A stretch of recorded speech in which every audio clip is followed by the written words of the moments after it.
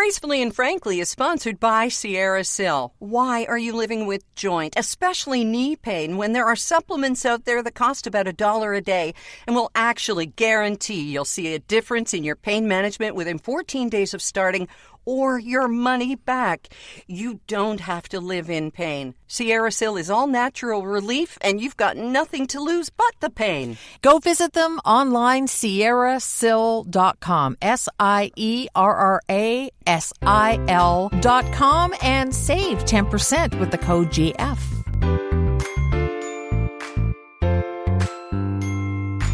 Well, hello. Welcome to episode 93, our first podcast of October. Thanksgiving around the corner, and Lisa's birthday is coming up. There's a very special word for it. Old? Old. Yeah, old. No. She's Lisa Branch. She's Erin Davis, and we're the same age, so we can make fun of it and each other. Yeah, exactly. Coming up this show, in praise of older women and single women dining alone. And if you don't, what's holding you back? When we say the word dementia, it might make you shudder until you find out that we have science-proven ways to help stave it off. So you don't have to go the way of some older relatives or other people you've seen who have it. Yeah, it's not all genetic. And just about as big as the toilet paper roll dilemma, we have definitive guidelines for loading your dishwasher. Hey, who knows? It could even save your relationship. But no promises. I'm kind of mad at you. You're mad at me? Because, yeah, the perfect birthday gift for you, you've already got. So you're just getting a card, but it's a very funny one, and it has a swear word in it. And that perfect gift, of course, is the Envy Pillow. Yeah. And earlier this summer, we heard from Anne. She emailed us, gracefullyfrankly@gmail.com. And she says, I recently ordered an Envy Pillow. I have been using it, and I am loving it. And I just had to support my fellow nurses, Kathy and Kim. And if you're not aware, yes, the Envy Pillow was designed by 2 registered nurses. It has a medical device establishment license with Health Canada. It's patented off-your-face design, supports your neck and spine. It's recommended by plastic surgeons, neurosurgeons, chiropractors. This is as much a medical device as it is a wonderful way to treat yourself to comfort and luxury, get some pain relief, get a better sleep at the same time. Envy, ENV, as in vivacious. Why? Why? Because we recommend it too. Go to envypillow.com. Get 10% off with the code GF.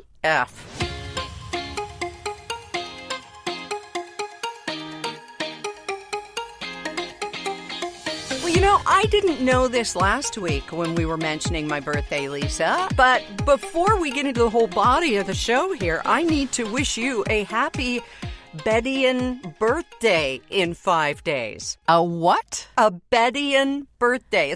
Okay, you can stay in bed all day if you want. That's not what it means, though. It's Beddian. Okay, so basically, a Bedian birthday is when you are the same age as the year you were born. Oh, so both of us having a bed-in. Yes, a bed-in birthday. John and Yoko. That's That'll right. be us. Let's book a room in, I don't know, Montreal. Okay, but a little trip down history lane reveals there's quite a bit more to it than just that. So here we go. Back in November of 2007, The New Yorker, great publication, put out an article written by a woman named Lizzie Whitcomb entitled The Firefighter's Theorem. Now, stay with me here. All right. The article recounts a story about Bobby Bedia, a New York firefighter, and his now famous birthday observation. On a sunny August Saturday, he was chatting with a visitor to his fire station about his great luck in getting to live during his birth year. He explained he was born in September 1953, so his age matched the final 2 digits of the year he was born, 53. Now, this phenomenon that's happening to you and to me this year only happens once in a lifetime, and Bobby Bedia was thrilled to be experiencing his. Now, Bedian birthdays will only ever happen in evenly numbered years because it's basically, math. If you were born in 1960, your Bedian year is 2020, the year you turned 60, right? Oh, yeah. 1960 plus 60 equals 2020. So it's a doubling effect. It has to double, and that's why Bedian birthdays will only ever happen in an even year occurrence. You know what I got from all that? What? Firefighters. I know, but can I tell you? What? Here's the thing I'm leaving to the end. Later that day that he was talking to his friend, he was killed in the line of duty. Oh. I know. Awful. So as a tribute to her friend, this Rhonda decided to investigate this birthday observation, and the result is the fascinating math, and that's why it's called a Bettian year, named after Bobby Bedia. That's exactly how we should honor somebody like that. What a great thing. It is, and the researcher who looked into all this was named, look for it, Richard Brandt. Huh. So, see how it all ties in. It does. It all comes full circle, just like turning 60 frickin' 2. How did we get here? How did we get here, Erin? Well, this is what anybody, like our friend Helen, who we visited when we were in Toronto, she's saying, I'm going to be 95 this year. And she's incredulous about it. Mira's incredulous about turning 99. It's just, I think you get to this point where you go, okay, why am I still here? How did this happen? Yeah. Well, we're not there yet. Well, no. But people I've worked with in radio are turning 30, some of the real young ones, 30 and 35, and going, oh my goodness, how did I get here? And I think you ain't seen nothing yet. But I remember that too, even though that was half a lifetime ago. Oh my goodness. I know. Well, there's a theory, and it's not mine, but I just love it, that life is a toilet paper roll. The closer you get to the end, the faster it goes. Oh yeah, it's true. There's my wit and wisdom for the day. Thank you. If you take nothing else away from episode 93, Bettian birthdays and life's a toilet paper roll. 3-ply? Oh, yes, definitely, darling. Are you kidding? It's hard enough.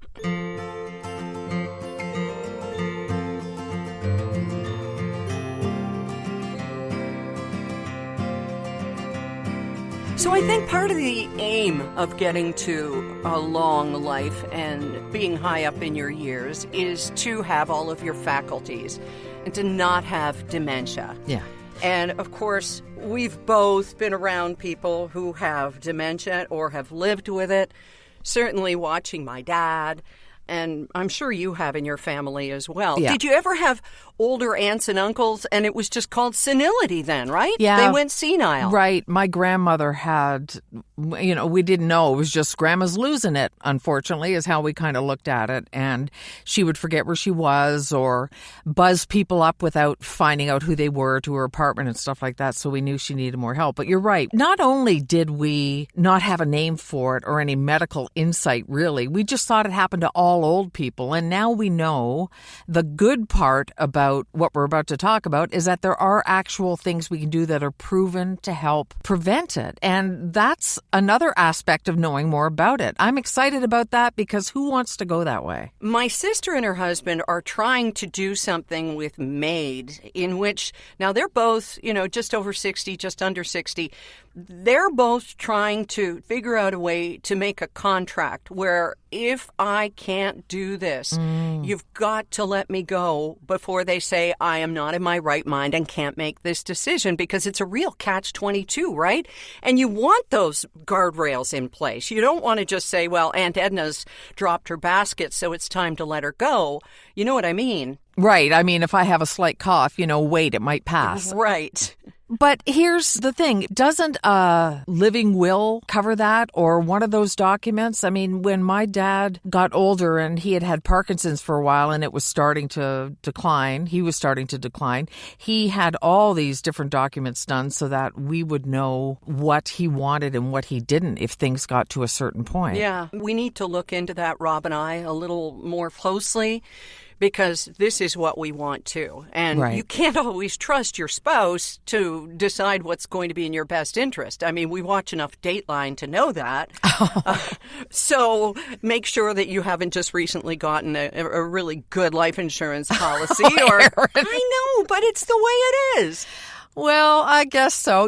That's why, though, for Derek and I have my brother and Derek are sort of co-plug pullers.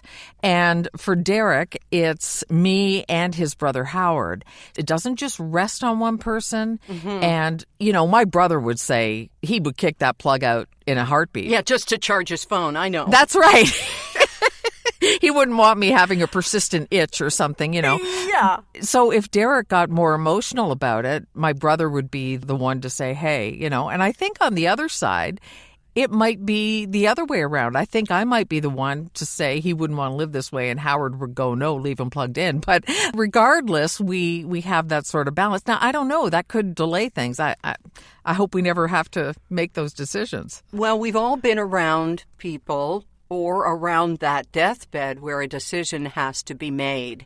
In my mother's case, the decision was made for us. They actually kept her on life support after suffering a brain aneurysm until 3 out of her 4 daughters could get there. One of them had her passport in the midst of being updated, and so she could not get to the United States. So we were all on the same page because Mom had said so many times she never, ever wanted to live in a state that was anything less than the way we knew she would have wanted to live. But then you get the families where there is the one sibling or two or spouse who just can't let go. Yeah. They're not thinking about the person. They're thinking about themselves, unfortunately. And I've heard about screaming matches in hallways of hospitals and awful stuff. It's a time so fraught with emotion. And yeah, we've gone into a dark space here, but this is part of life. It's part of aging. It's part of what we all hope to do, which is age to 90. So here's the point about dementia that we're going to talk about, as Lisa alluded. By the age of 90, 1 in 3 people will have dementia. Now, my personal theory, and this is not chemtrails or anti-vax or anything like that, it's the crap that we have in our food and our system and the plastics, Benjamin. Yes, see The Graduate for that old reference. But by 90 years of age, 1 in 3 will have dementia. There are things we can do now, hopefully, or that your children can do that you can pass on to them to avoid it. And this is from The Lancet. So this is real medical information. Okay. Irregardless, as some would say, irrespective of genetic status, there are some ways that you can reduce your dementia risk by 45%. And one of them, my sister and I just took into account and have stopped. We have stopped with our intake of sucralose. You know that we love those flavored syrups, the skinny syrups that have no calories and add flavors to bubbly water because they have sucralose. And that can be one of the things that contributes to dementia. Now, it's not in this list. It's just something we believe. Okay. Which ones in the list really resonated with you, Lisa?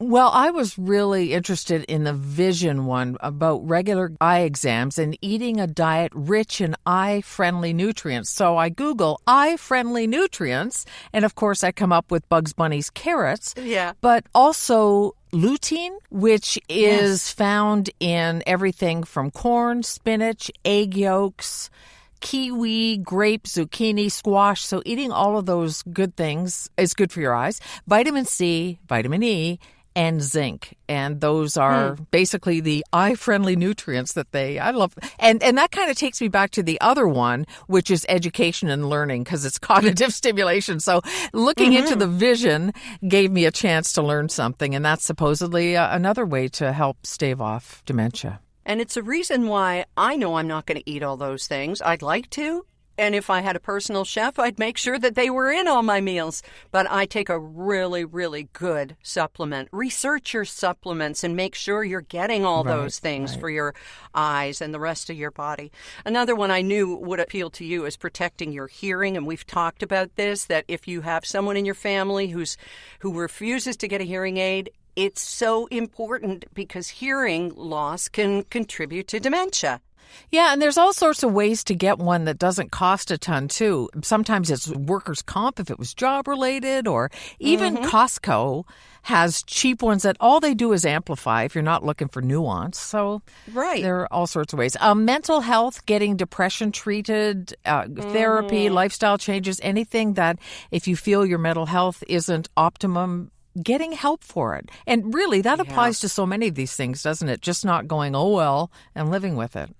There are so many people who feel that depression is something you can just pull yourself out of. But telling someone, how can you be depressed? It's a beautiful sunny day and you've got this and this and this is like telling someone with asthma, why are you having trouble breathing? There's so much air. Yeah. take that into account. I'm seeking help for depression too and changing up the meds and stuff because you've probably noticed the last few months I've been sinking. And it's being aware. It's taking your own mental health if you can afford it. It should all be paid for, but if you can afford it. It should be, but there are still things you can do, even social contact, and that's another thing. Right. Having social activities, social friends, making sure you're not isolating yourself. I joke about living in the basement, but well, do I joke? I don't know. But also getting out and spending time with real people. Real people like Derek and the cat aren't? Come on. Real live people. Well, Derek and the cat are wonderful, but Derek has a really busy, rich social life. You know, he volunteers at 2 different places. He does all of this stuff. He's got his motorcycle friends. He's got his AA friends. He's got his old friends, you know. Yeah. And I don't have those kinds of circles. It's an effort for me to do it. Amen, sister. Me too. Yeah. There are the obvious health ones, controlling your cholesterol, managing it through diet, exercise, possibly medication, weight management and diabetes, blood pressure control, alcohol moderation. For God's sake, don't smoke. Smoking increases your risk of dementia, and quitting can actually reverse the damage. Wow. Yeah. Okay. I got another one for you here, and exercise is in there, but listen to this one, Lisa. Okay. Prevent head injuries. Oh, boy. All right. I need to know what you would do, what our listener would do about this. Last year, Rob, my goalie hockey husband, was playing hockey, and there's a guy who claims he was in the NHL, and nobody can find any proof of it, but he says he was in the NHL. Whatever. So we're going to call him Bobby Bohr. Okay. He, not once, but twice, barreled into the net, knocked Rob down. Okay, goalies fall down. But I just found out 2 weeks ago. And I'm livid that Rob didn't tell me. He suffered concussions twice. Oh, no. What if your Derek told you this week that, oh, yeah, last year I kind of took a tumble on my bike, or I was in the garage and a 2x4 fell on my head and I had concussions, but you know what? I didn't want to worry you. I'd be furious. I was. Furious. I guess so. I'm furious. Robbie. Exactly. And so the reason it finally came up is this guy, the first time, didn't apologize. And Rob thought, okay, I'm a big boy. Second time, Rob said, if he's on the ice again, I'm not playing. Well, fast forward to this season where they're all putting together their leagues and stuff. And there's a guy in Rob's league who's saying, okay, can Bobby Bohr come back? And Rob said, okay, first off, this guy never apologized. And secondly, it's not just my safety. It's everybody on the ice because this guy can't control himself. Wow. So I said, if this guy comes on the ice, I'm going to go mama on you, and I'm going to show up at the ice and just tell this guy to knock it off. But, of course, that would embarrass Rob. Oh, look, Rob's mom came to the ice and had to yell at somebody. You know? Yeah, I know. But sometimes, like, I joke to Derek, and I don't want anybody to think I demean men on a regular basis or anything. This is a just the ones that have them coming. The husbands and wife thing. Yeah. I say sometimes I have to talk to you like you're a toddler because you don't do things that are for your own good. And this is a safety issue. It's a health issue. I mean, a bang on the head, it can be anything from a little ow to fatal, and any part in between. It's bigger than he's making it even. Yeah, well, my Dateline experience tells me a subdural hematoma is possible. Oh, my goodness. I know. Everything I know is from TV. So that's the list, and so far this guy hasn't come back. But Rob's having to make a stand, and he doesn't like to do that. He is no Norma Ray. Let's put it... Have I got that name right? Norma Ray? That's right. Okay. Union. Sally Field. That's it. Yeah. So those, in a nutshell, are the ways that you can stave off dementia. We hope that those are helpful to you. Maybe we're preaching to the choir, but we all want to do that.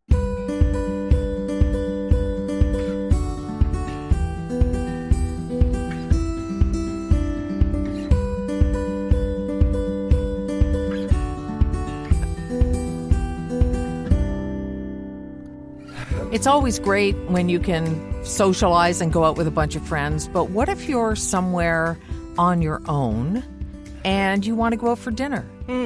Personally, if I'm in a hotel somewhere, I would love to do room service, but it's pretty expensive.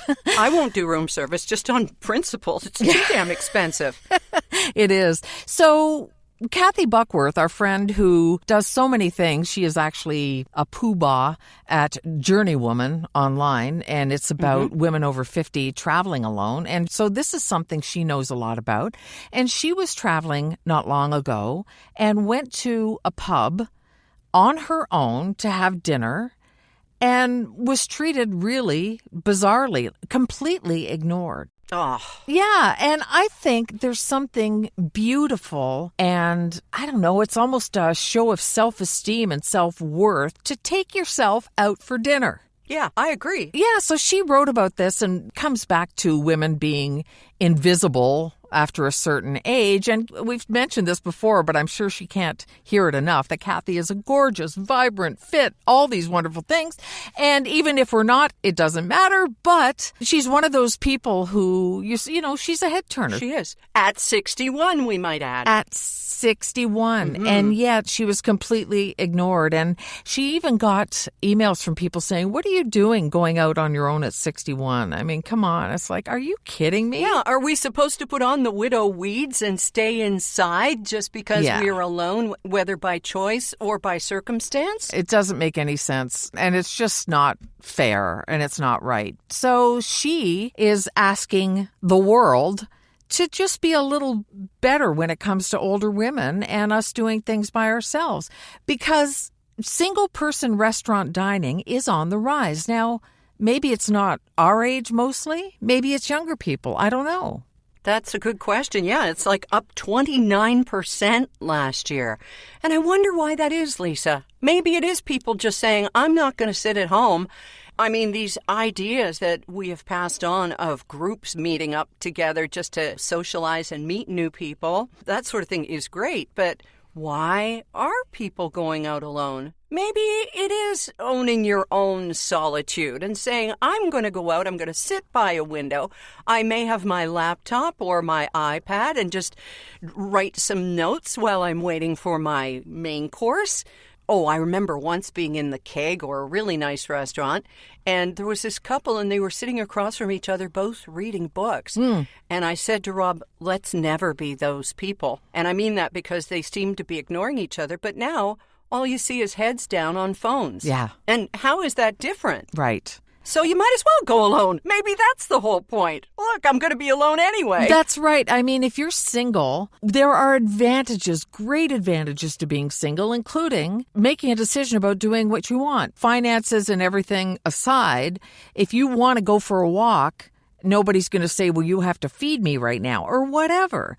So why not do that? I remember being in Nashville years ago when I was interviewing all these Nashville stars for a magazine I was freelancing for, no longer exists, and going out for dinner by myself in Nashville because it was just a cool thing to do. But I had to be in my early 30s maybe then, and I was married, and I was away from my then husband. Yeah. But it was a different thing. Nobody looked twice. But it's all what's within you, really, because if you feel pathetic and weird and like people are staring at you and doing it, well, then that's the experience you're going to have, right? Right. But I think it's awfully cool that somebody would do that, or even just sitting and having a coffee and a scone or something is quite enough sometimes. I think I should do that as an exercise, as part of this. Take my lonesome out sometime when Rob's playing hockey and getting his head scrambled. Just go out. You know, we've got a restaurant right in the bottom of this building. As you know, we had a lovely, lovely brunch there a few weeks ago. I mean, you know, maybe just go down there and see how I'm treated. Of course, we're all treated like we're on a day pass from the old folks' home because all of the servers are embryos. But if you get an empathetic one, though, they'll treat you like you're their elderly great-grandmother and probably serve you really well. Yeah. Cut the great and great-grandmother there, will you, sister? We're the same age. They'll cut your steak and chew it for you. Jeez, check, please.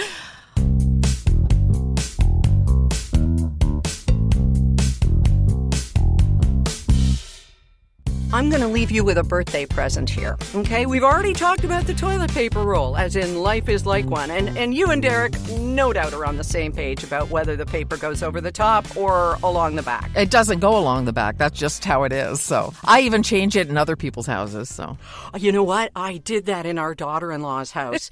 And what happened was, because there's all of that paper lint that falls, a whole bunch of paper lint fell over, so I was busted. And I thought, oh, no, I'm going to get in trouble for that. Or one of the kids did it. Yes, here, let me fix this for you. Oh, there you go. Yeah. But no, I think that that's kind of a stereotypical mother-in-law busybody thing to do. Leave the damn paper alone. Let them be wrong, I say. Okay, so you agree on the toilet paper roll. Another thing that is not exactly a red line is how people load the dishwasher. Oh. Rob loads it like there's going to be someone coming by with a clipboard inspecting before I throw it in like a feral raccoon. I just get it all clean. Yeah.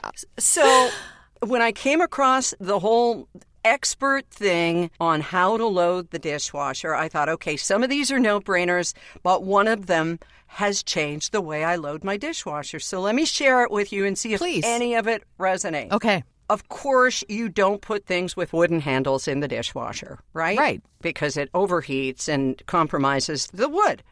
Okay, cutlery. Prongs up, prongs down. What do? Or do you not care? We do it prongs up.